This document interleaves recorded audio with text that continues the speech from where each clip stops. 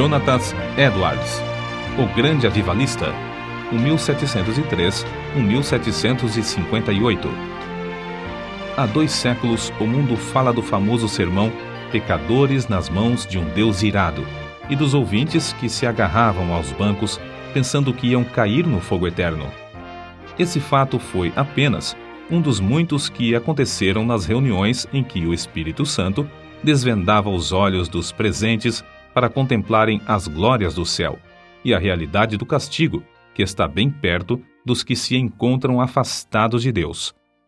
Jonathan Edwards, entre os homens, era o vulto maior nesse avivamento, intitulado, na ocasião, Grande Despertamento.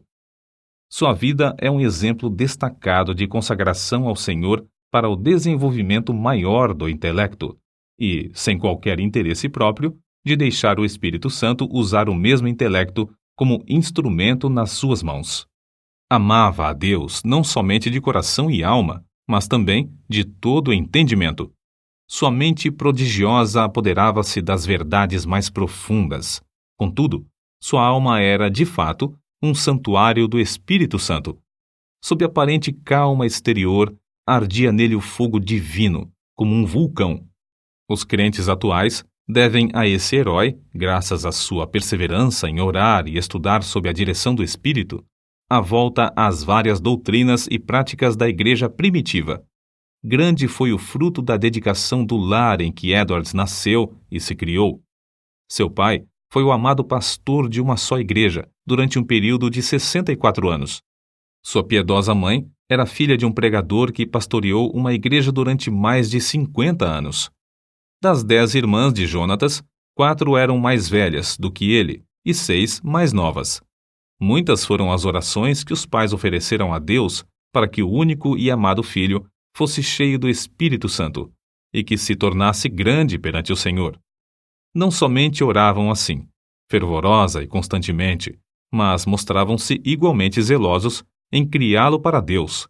As orações, à volta da lareira, os estimularam a se esforçarem, e seus esforços redobrados os motivaram a orar mais fervorosamente. O ensino religioso e permanente resultou em Jonatas conhecer intimamente a Deus, quando ainda criança. Quando Jonatas tinha 7 ou 8 anos, houve um despertamento na igreja de seu pai, e o menino acostumou-se a orar sozinho, 5 vezes, todos os dias, e a chamar outros da sua idade para orarem com ele. Citamos aqui as suas palavras sobre esse assunto. A primeira experiência de que me lembro, de sentir no íntimo a delícia de Deus e das coisas divinas, foi ao ler as palavras de 1 Timóteo, capítulo 1, versículo 7. Ora, ao Rei dos séculos, imortal e invisível, ao único Deus, seja honra e glória para todo sempre. Amém. Sentia a presença de Deus até arder o coração e abrasar a alma de tal maneira que não sei descrevê-la. Gostava de passar o tempo olhando para a lua e, de dia, contemplar as nuvens e os céus. Passava muito tempo observando a glória de Deus, revelada na natureza, e cantando as minhas contemplações do Criador e Redentor. Antes, me sentia demasiado assombrado ao ver os relâmpagos e ouvir o troar do trovão. Porém, mais tarde, eu me regozijava ao ouvir a majestosa e terrível voz de Deus na trovoada. Antes de completar 13 anos, iniciou seu curso em Yale College, onde, no 2º ano, leu atentamente Ensaios sobre o Entendimento Humano, a famosa obra de Locke. Vê-se, nas suas próprias palavras acerca dessa obra, o grande desenvolvimento intelectual do moço. Achei mais gozo nisso do que o mais ávido avarento em ajuntar grandes quantidades de ouro e prata de tesouros recém-adquiridos. Edwards, antes de completar 17 anos, diplomou-se no Yale College, com as maiores honras. Sempre estudava com esmero, mas também conseguia tempo para meditar na Bíblia diariamente. Depois de diplomar-se, continuou seus estudos em Yale durante 2 anos e foi então separado para o ministério. Foi nessa altura que seu biógrafo escreveu acerca de seu costume de dedicar certos dias para jejuar, orar e examinar-se a si mesmo. Acerca da sua consagração, com a idade de 20 anos, Edwards escreveu: Dediquei-me solenemente a Deus, e o fiz por escrito, entregando a mim mesmo e tudo o que me pertencia ao Senhor, para não ser mais meu qualquer sentido, para não me comportar como quem tivesse direitos de forma alguma, travando, assim, uma batalha com o mundo, a carne e Satanás, até o fim da vida. Alguém assim se referiu a Jonatas.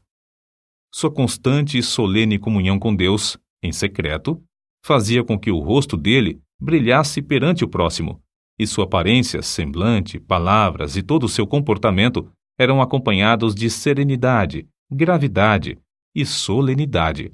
Aos 24 anos, casou-se com Sarah Pierrepont, filha de um pastor, e desse enlace nasceram, como na família do pai de Edwards, 11 filhos.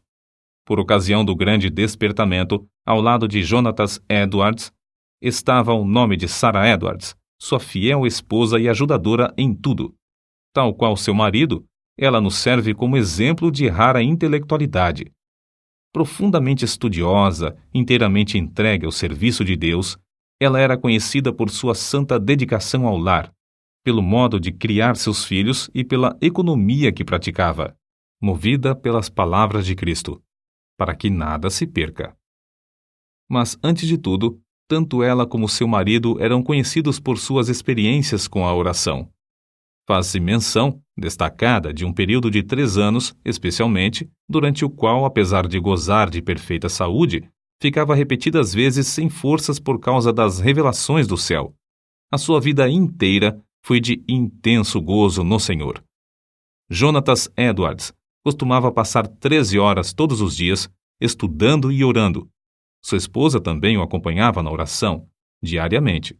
Depois da última refeição, ele deixava toda a lida a fim de passar 1 hora com a família. Mas que doutrinas a igreja havia esquecido e que Edwards começou a ensinar e a observar de novo com manifestações tão sublimes? Basta uma leitura superficial para descobrir que a doutrina a qual deu mais ênfase foi a do novo nascimento, apresentando-a como uma experiência certa e definida, em contraste com a ideia da Igreja Romana e de várias denominações. O evento que marcou o começo do grande despertamento foi uma série de sermões feitos por Edwards sobre a doutrina da justificação pela fé, que fez os ouvintes sentirem a verdade das Escrituras. O foco de seus sermões era de que toda a boca ficará fechada no dia do juízo e que não há coisa alguma que, por um momento, evite que o pecador caia no inferno, senão o bel prazer de Deus. É impossível avaliar o grau do poder de Deus derramado para despertar milhares de almas para a salvação, sem primeiro nos lembrarmos das condições das igrejas da Nova Inglaterra e do mundo inteiro nessa época. Quem até hoje não se admira do heroísmo dos puritanos que colonizaram as florestas da Nova Inglaterra? Passara, porém, essa glória e a igreja, indiferente e cheia de pecado, encontrava-se face ao maior desastre. Parecia que Deus não queria abençoar a obra dos puritanos, obra que existiu unicamente para a sua glória. Por isso, no mesmo grau em que havia coragem e ardor entre os pioneiros, houve entre os filhos perplexidade e confusão. Se não pudessem alcançar, de novo, a espiritualidade, só lhes restava esperar o juízo dos céus.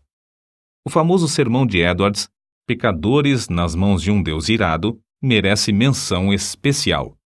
O povo, ao entrar para o culto, mostrava um espírito leviano e mesmo de desrespeito diante dos 5 pregadores que estavam presentes. Jonatas Edwards foi escolhido para pregar. Era homem de 2 metros de altura, seu rosto tinha aspecto quase feminino e o corpo magro de jejuar e orar. Sem quaisquer gestos, encostado num braço sobre a tribuna, segurando o manuscrito na outra mão, falava com voz monótona. Discursou sobre o texto de Deuteronômio, capítulo 32, versículo 35, ao tempo em que resvalara o seu pé. Depois de explicar a passagem, acrescentou que nada evitava, por um momento, que os pecadores caíssem no inferno, a não ser a própria vontade de Deus, que Deus estava mais encolerizado com alguns dos ouvintes do que com muitas pessoas que já estavam no inferno, que o pecado era como um fogo encerrado dentro do pecador e, com a permissão de Deus, pronto a transformar-se em fornalhas de fogo e enxofre, e que somente a vontade do Deus indignado os guardava da morte instantânea. Prosseguiu então, aplicando o texto ao auditório. Aí está o inferno com a boca aberta. Não existe coisa alguma sobre a qual vós vos possais firmar e segurar. Entre vós e o inferno existe apenas a atmosfera. Há atualmente nuvens negras da ira de Deus pairando sobre vossas cabeças, predizendo tempestades espantosas com grandes trovões. Se não existisse a vontade soberana de Deus, que é a única coisa para evitar o ímpeto do vento até agora, seríeis destruídos e vos tornaríeis como a palha da eira. O Deus que vos segura na mão sobre o abismo do inferno, mais ou menos como o homem segura uma aranha ou outro inseto nojento sobre o fogo, durante um momento, para deixá-lo cair depois, está sendo provocado em extremo. Não há que admirar se alguns de vós com saúde e calmamente sentados aí nos bancos, passarem para lá antes de amanhã. O resultado do sermão foi como se Deus arrancasse um véu dos olhos da multidão para contemplar a realidade e o horror da posição em que estavam. Nessa altura, o sermão foi interrompido pelos gemidos dos homens e os gritos das mulheres. Quase todos ficaram de pé ou caídos no chão. Foi como se um furacão soprasse e destruísse uma floresta. Durante a noite inteira, a cidade de Enfield ficou como uma fortaleza sitiada. Ouvia-se em quase todas as casas o clamor das almas que, até aquela hora, confiavam na sua própria justiça. Esperavam que, a qualquer momento, o Cristo descesse dos céus com os anjos e apóstolos ao lado, e que os túmulos entregassem os mortos que neles havia. Tais vitórias contra o reino das trevas foram ganhas de joelhos. Edwards não abandonara nem deixara de gozar os privilégios das orações, costume que vinha desde a meninice. Continuou a frequentar também os lugares solitários da floresta, onde podia ter comunhão com Deus. Como exemplo, citamos a sua experiência com a idade de 34 anos, quando entrou na floresta a cavalo. Lá, prostrado em terra, foi-lhe concedido ter uma visão tão preciosa da graça, amor e humilhação de Cristo como mediador, que passou 1 hora vencido por uma torrente de lágrimas e pranto.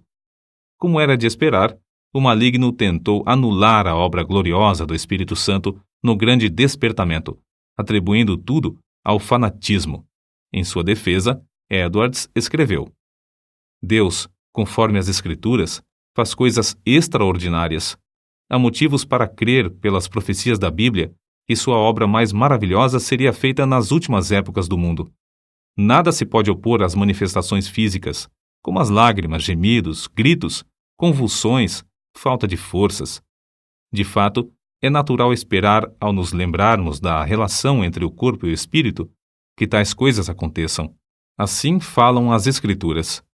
Do carcereiro que caiu perante Paulo e Silas, angustiado e tremendo. Do salmista, que exclamou sob a convicção do pecado: envelheceram os meus ossos pelo meu bramido durante o dia todo. Salmos, capítulo 32, versículo 3. Dos discípulos que, na tempestade do lago, clamaram de medo. Da noiva do Cântico dos Cânticos, que ficou vencida pelo amor de Cristo até desfalecer. Certo é que na Nova Inglaterra começou, em 1740, um dos maiores avivamentos dos tempos modernos. É igualmente certo que este movimento se iniciou não com os sermões célebres de Edwards, mas com a firme convicção deste de que há uma obra direta que o Espírito Divino faz na alma humana. Note-se bem, não foram seus sermões monótonos, nem a eloquência extraordinária de alguns como George Whitefield, mas, sim, a obra do Espírito Santo no coração dos mortos espiritualmente, que, começando em Northampton, espalhou-se por toda a Nova Inglaterra e pelas colônias da América do Norte, chegando até a Escócia e a Inglaterra. No meio de uma época da maior decadência, a Igreja de Cristo, entre a população escassa da Nova Inglaterra, despertou e foram arrebatadas de 30 a 50 mil almas do inferno, durante um período de 2 a 3 anos. No meio das suas lutas, sem ninguém esperar, a vida de Jonathan Edwards foi tirada da terra. Apareceu a varíola em Princeton, e um hábil médico foi chamado da Filadélfia para inocular os estudantes. O nosso pregador e 2 de suas filhas foram também vacinados. Na febre que resultou, as forças de nosso herói diminuíram gradualmente até que, 1 mês depois, faleceu. Assim diz um de seus biógrafos. Em todo o mundo onde se falava o inglês, era considerado o maior erudito desde os dias do apóstolo Paulo ou de Agostinho. Para nós, a vida de Jonatas Edwards é uma das muitas provas de que Deus não quer que desprezemos as faculdades intelectuais que Ele nos concede, mas que as desenvolvamos, sob a direção do Espírito Santo, e que as entreguemos desinteressadamente para o seu uso.